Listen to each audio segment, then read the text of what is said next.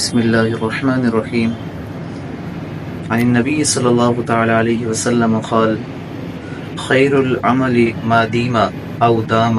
وان قل او کما قال علیہ التحیۃ والتسلیم۔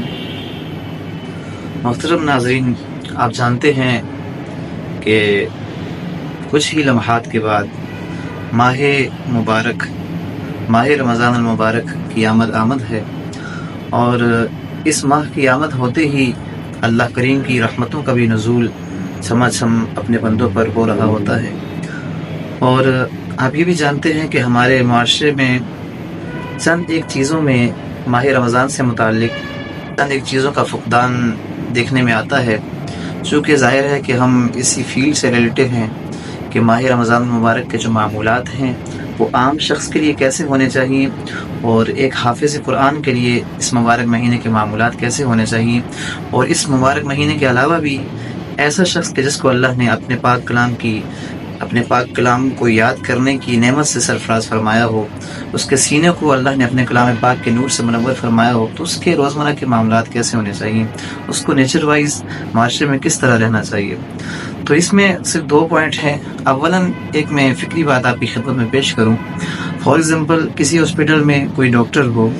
اور وہ اپنے وداؤٹ یونیفارم وہاں پر جائے، حالانکہ ہے وہ ڈاکٹر، اپنے اس شعبے میں وہ مہارت رکھتا ہے، لیکن اگر وہ اپنے گیٹ اپ کے علاوہ جائے گا، وداؤٹ گیٹ اپ جائے گا،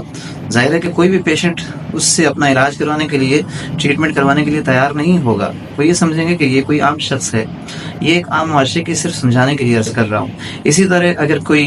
اگر آپ باہر جائیں، کوئی ڈینٹنگ پینٹنگ کا کام کرتا ہو، اگر وہ ڈینٹنگ پینٹنگ کے اوزار کے علاوہ وہ اپنا بناؤ سنوار کر کے کہیں روڈ پر بیٹھ جائے، تو کوئی بھی اس کو یہ نہیں کہے گا کہ ہمیں اپنے ڈینٹنگ پینٹنگ کے کام کے لیے آپ کو لے کر جانا ہے۔ تو اسی طرح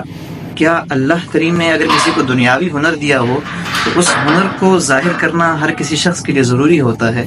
تو دینی اللہ نے کسی کو جب نعمت عطا فرمائی ہو، اور ایسی نعمت عطا فرمائی ہو کہ جس پر بندہ، انسان، مسلمان اللہ کا جتنا بھی شکر ادا کرے وہ کم ہے، یعنی کسی کے سینے میں اللہ کریم نے اپنا پاک کلام جو ہے وہ اس کو محفوظ کرنے کی اس کو ہمت طاقت دی ہو، پھر وہ اگر اپنے باڈی لینگویج سے، اپنے چال چلن سے، اپنے رہن سہن سے اس کا اظہار نہ کر پائے، تو یقیناً یہ اس کے لیے لمحہ فکریہ ہے۔ اور پھر ہم انہیں حافظ قرآن بھی کہتے ہیں، جبکہ ان کا گیٹ اپ وداؤٹ ان کی جو فیلڈ ہے اس کے آؤٹ ہوتا ہے، پھر بھی ہم ان کو حافظ قرآن کہہ رہے ہوتے ہیں، تو ان کو اس کے لیے سوچنا چاہیے۔ اب اسی طرح ماہ رمضان کے آتے ہی ہم جب مصلی پہ جاتے ہیں تو ہمیں اس بارے میں بھی سوچنا چاہیے کہ اگر ہم کسی ایسی جگہ جائیں کہ جہاں کی اہلیت ہمارے پاس نہیں ہے، ہم کسی ملک میں وہاں کی شہریت کے علاوہ نہیں جا سکتے، ہم کسی فیلڈ میں، فار ایگزامپل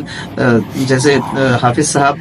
جو ہیں وہ اکاؤنٹس پڑھاتے ہیں، اکاؤنٹنٹ ہیں، تو اب میں وداؤٹ اکاؤنٹنگس کی کوئی وربز، فارمز وغیرہ سیکھے بغیر جب بولوں مجھے اکاؤنٹس پڑھانی ہے تو یقیناً یہ ایک ناقابل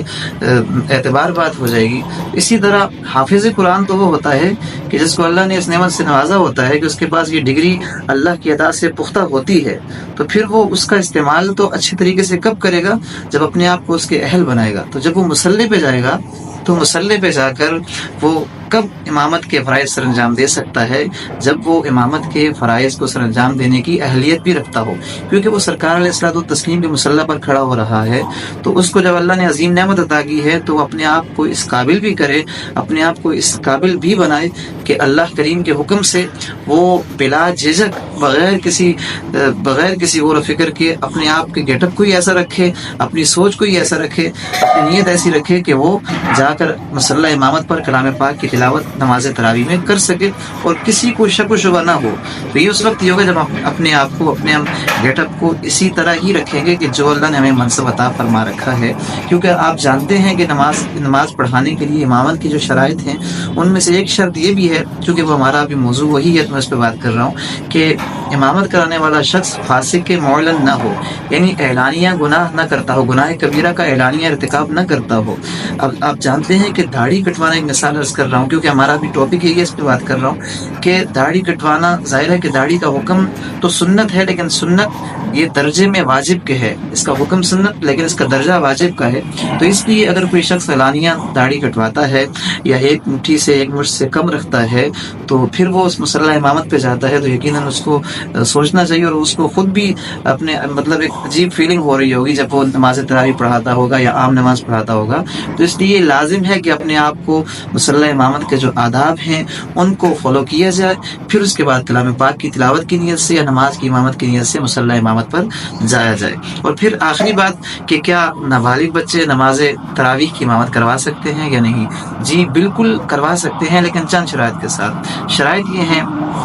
کہ ان کے پیچھے صرف نابالغ حضرات ہی، نابالغ بچے ہی نماز پڑھ سکتے ہیں، اور پڑھوانی چاہیے، اس کا اہتمام کروانا چاہیے تاکہ بچوں نے جو قرآن پاک حفظ کیا ہے اس کی تلاوت کو وہ بھولے نہ، منزل ان کی جو ہے وہ پختہ رہے. بالکل اس کا اہتمام کروایا جائے، لیکن اس چیز کا بھی خیال رکھا جائے کہ ان کی ابتدا میں نماز پڑھنے والے وہ بالغین نہیں ہونے چاہیے، وہ بھی نابالغ ہی ہوں، تو یہ اہتمام بالکل درست ہے. اسی طرح شبینہ میں اللہ یہ کہ جو اہتمام کیا جاتا ہے تو اس میں علماء کرام نے گنجائش بیان کی ہے. ظاہر ہے کہ بچے کو بالکل اس چیز سے اگر دور رکھا جائے گا، ظاہر ہے کلام پاک کی جو اس کی منزل ہے وہ کمزور ہونے کا خدشہ ہوتا ہے. باہر کے نماز تراویح کی امامت ہو، کوئی بھی امامت ہو، جب وہ بالغ ہے پھر تو اور فقدان جو عمر کے لیول کے حساب سے نہیں ہے، اللہ ہے کہ اور شرائط کو دیکھا جائے گا، لیکن نابالغ بچہ نماز تراویح کی امامت نابالغ بچوں کے لیے کروا سکتا ہے.